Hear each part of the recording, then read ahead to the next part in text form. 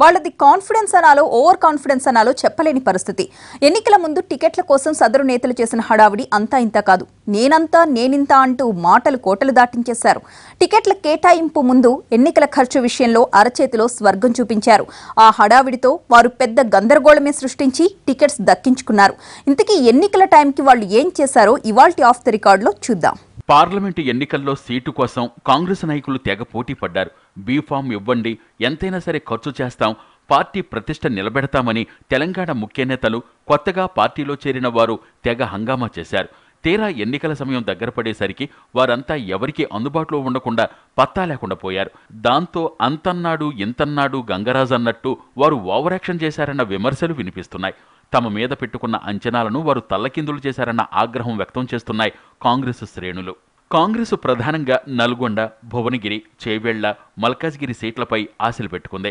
అక్కడ పోటీ చేసింది ఇమేజ్ ఉన్న బలమైన నేతలు, ఆర్థిక స్తోమత ఉన్న నాయకులు కావడంతో ఆ ఎంపీ సీట్లు దక్కుతాయని పార్టీ శ్రేణులు భావించాయి. ఆయా అభ్యర్థుల బలమే పాజిటివ్ అనుకున్నా ఇక్కడ అదే మైనస్లా మారినట్లు కనిపిస్తోంది.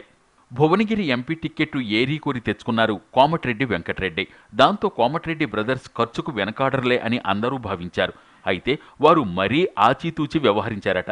నల్గొండ లోక్సభ నియోజకవర్గంలో పీసీసీ చీఫ్ ఉత్తమ్ కూడా ఆశించినంత యాక్టివ్గా పనిచేయలేదని, అంతంత మాత్రంగానే అంతా కానిచ్చేశారని మెటికలు విరుస్తున్నాయి నల్గొండ కాంగ్రెస్ శ్రేణులు. ఇక నిజామాబాద్లో మధు యాష్కి మొదట్లోనే చేతులెత్తేసి కాంగ్రెస్కు పెద్ద షాకే ఇచ్చారు. మొదటి నుండి చేతులెత్తేశారు. మెదకులో టీఆర్ఎస్ నుంచి వచ్చి కాంగ్రెస్ ఎంపీ టిక్కెట్ దక్కించుకున్నారు గాలి అనిల్.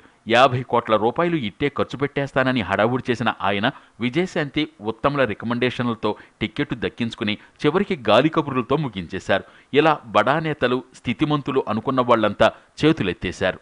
మొత్తం మీద గెలుపు ఖాయమనుకున్న చోట్ల కాంగ్రెస్ నాయకులు మాటలకు మాత్రమే పరిమితమయ్యారని, ఖమ్మం, నల్గొండ, భువనగిరి పార్లమెంటు సెగ్మెంట్లలో అభ్యర్థులు ఆర్థికపరమైన అంశాల్లో వెనుకడుగు వేశారన్న అభిప్రాయం వ్యక్తమవుతోంది. నేటి రాజకీయాల్లో మనీ, పాలిటిక్స్ ఎంత కీలకంగా మారాయో తెలిసి కూడా కాంగ్రెస్ పెద్దలు ఇంత సాదాసీదాగా నడిపించేయడం వెనుక ఆంతర్యం ఏంటో మరి.